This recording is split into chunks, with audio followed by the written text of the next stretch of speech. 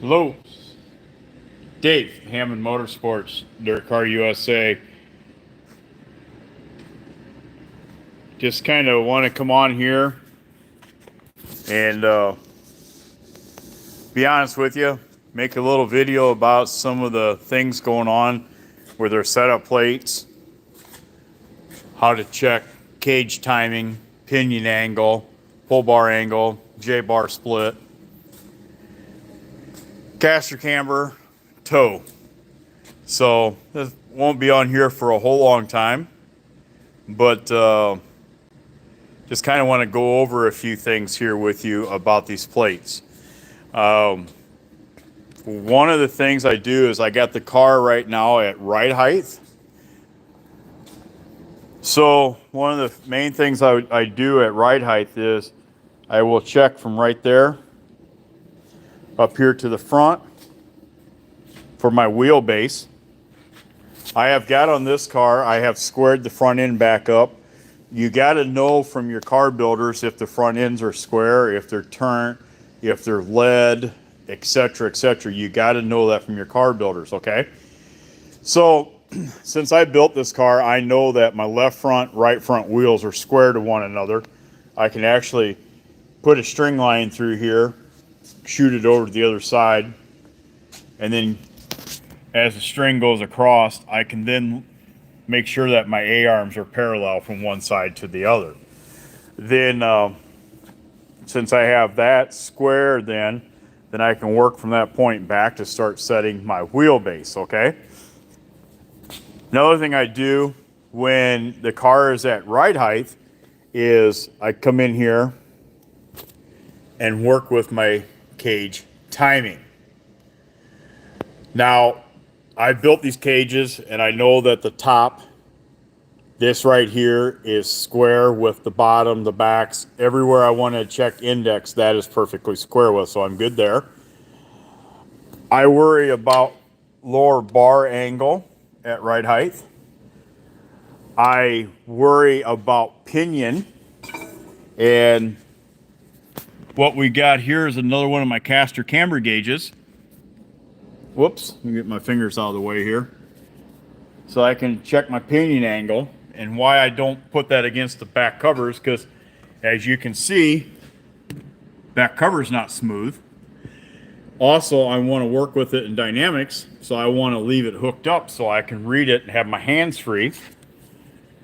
I worry about split in my J-bar or my straight bar in this case. Now, what I do is I'll put a piece across my lift from here over to the other side.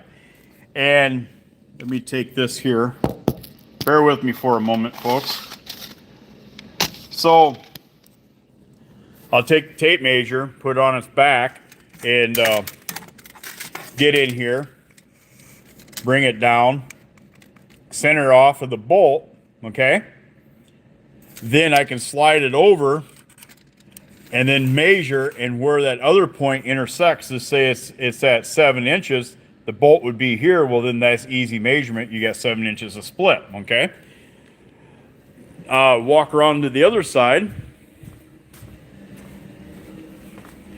What we'll do there is, this is a pull bar car.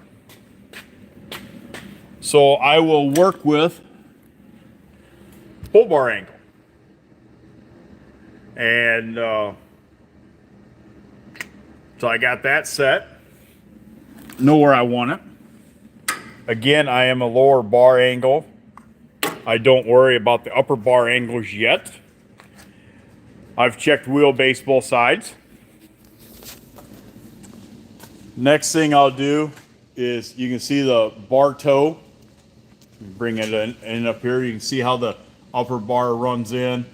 None of that stuff is set until the car goes into dynamics. Same way here, the bars are all skewed. So dynamics is when the right front's down, the left rear's up, as it's on the racetrack racing. Now we're going to go in and set, we got the toe set fairly close. It ain't perfect because we still got a bunch more to do. Caster. This is my caster gauge I've designed. okay? It hooks to the ball joint. You square it from here to the rotor. And right now at ride height, I got 6.15 positive caster. And I'm going to show you a little trick in just a moment. Then I've got 6.25 camber at ride height. But I could care less about that right now. So I got the jack in here. And we're going to let this down. And let it down fairly slow so I can use that strut up there as a measurement. And I know where my travel number is at with this strut. That's why I'm letting it down slow here. Plus, trying to film this one-handed sucks. I'm sorry about that.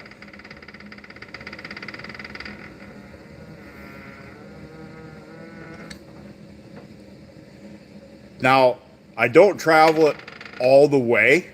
I leave it about a 1/2 inch from max travel. Same thing with the left rear. I've got the chain that will be really pretty much within a 1/2 inch of getting tight. As you can see here, it's not even a full length from getting tight. So I'm going to leave it at that because I want to have a little play in there. I don't want to travel at max. So now, if you remember, we're at 6.5. Look at my caster. We lost almost 2 degrees of caster when the right front went down. So now I would go ahead and set my caster in dynamics. I would worry about my camber in dynamics, and you can see where it jumped about 3 degrees. And I would also do the left side in dynamics as well. Again, that is as simple as turn this on. And I got 1.25 degrees positive caster in the left front. I actually just fell down to a 1.1, so they'll move just for a moment like that. And I just put another angle finder on the plate right here off of this ledge. You put it right here on this ledge up to do your camber. Now, why I do that is because your bar that tracks the rear end in the car, as the chassis rises, that bar is in an arc, so the frame's going to go up and over, so everything migrates, okay? So if the car is not racing at ride height, why are we setting a lot of stuff at ride height? And you can see there we lost a little bit of pinion angle as the rear end walked forward with a pull bar. The pull bar is going to be stationary and make the rear end rotate backwards. So we had a little pull bar angle loss. But it's very, very important to see that because, go back here to the right front, I talked about losing basically 2 degrees of caster in dynamics. If I would have set this at 4 caster at ride height and we lose 2 degrees, then I would be down to 2 and 8, 2.85 versus 4.85. So we definitely want to make sure that we don't have our caster, and you'll see this in a lot of race cars. They'll get the high-speed wobble right before corner entry. The car will dart and stuff. And what you'll find is the car goes into a negative caster reading. So now with this style A-frame, it's pretty damn simple. And I might turn it wrong here, but who gives a damn? Yep, I'm going wrong. No, I'm going right. I want to lower my caster down a little bit. Lengthen that out. And we'll get it to 4.5 here. Doesn't take a whole lot. This minor, see, I'm just turning that just a little bit. 4.5. I'll probably leave it right like that. While you're changing your caster, especially on a strut car, don't be changing your caster off your lower bar. Your lower bar will move the wheel forward or backwards, whereas, yes, it does change the wheel a little bit, but with the spindle pin being so far down on the spindle body, and you change caster on the upper A-frame, it doesn't manipulate wheelbase change as much as if you do it off the lower. So that's just a couple things that I really wanted to talk about. I'm going to tell you that my system here, when you use this and you take your time to do it properly, will make your race car drive a much, much better. You won't get the wobbles and high speed, things of that nature. But also, what else I will do is I've got a way of accelerating my pull bar. And I'll just be honest with you, I don't want to show that because in this industry, there's a lot of people who like to copy stuff. So I'm not going to show that part, but I can apply the pull bar and really get in there and start making sure where my rear end is at while we're at speed on the racetrack. So, but wanted to show some of the tips that we can do. Let me get back here because I almost forgot. I talked about my toe and my upper bars. And I already had these set at where the car rides in dynamics on the strut bar for the left, front, right, rear. I should have said that in the first place. I'm sorry I did not. But I can tell you, you can see that there is some toe in on that upper bar, and this will be a little harder to see, but the bottom bar is straight. Now, what I can do is I can come in here and I can move this spacer out, shorten this one, lengthen that one to change the bar toe if that's what I want to do. Now, there's a lot of theories saying bar should be towed in, bar should be straight. That's got to be a driver preference call, and you can see here on that left, that's pretty damn good, but I've got a tremendous amount of toe on my left lower bar. And it's hard in this video to see it, but I'm going to tell you, I'll be able to measure that precisely. And I'm going to tell you, I'm going to have to take this spacer out here, put longer, put shorter to get the bar where I want it. So a few things to really look at when you're doing this stuff. I've got the proper tools to do it. You want to make your race car better. You want to learn how things work. Get a hold of me. Pretty simple.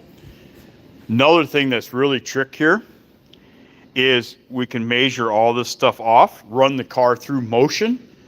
We can come in here, change a bar, maybe change a bar on the cage, on the top, or as you can see, I can do on the bottom, whatever, and run the car back through dynamics and see what happens when you change bar locations. Now you can build your own notebook. So when you go to the racetrack and, hey, I need to get more steer in the left rear. Well, you need to see, okay, where do I get more steer at? Do I get it by doing the bottom bar, the upper bar? Do I get it by changing the toe? There's so many different ways to doing it. Now this way you can actually figure out which way you're doing it, have your notebook, build your notebook, and make sure that when you're doing adjustments, you know what the heck you've done. So, but wanted to kind of share some things about that on here. It's very, very important. So, again, if there's anything I can help you out with, that's how you get a hold of me. All these products on the car are available on our website at hammondmotorsports.com, Dirt Car USA. So if there's anything we can do, please give us a holler. I really do appreciate you all following along, and look forward to see what comes up in the comments. Also, if you want to do bump steer, I should have said this too, I'm sorry, but when you're live, you get the real deal. You want to do bump steer, get the car back at ride height, put you know, you could use this block of wood if you wanted. You could take this block of wood if it was longer and square it from here to here on both sides, and then run the car through the motion and then remeasure from here to there on both and see what your bump steer did. So, but anyway, I'm going to get off of here. There's how you get a hold of me. Again, thank you. Everybody have a great day.